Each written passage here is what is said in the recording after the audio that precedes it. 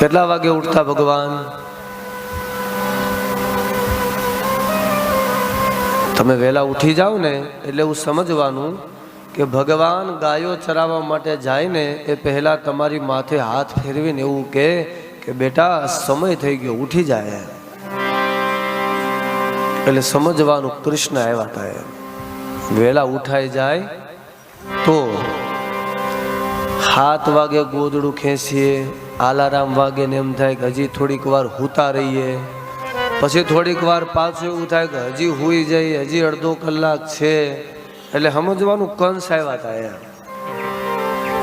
ઉડાવી રાખે કે હજી હુતો રે, હજી હુતો રે. અતિશય સૂવું તે શરીરની આસક્તિ છે. હા, શરીરમાં તમે આસક્ત થાવ ને એટલે વધારે સુવાની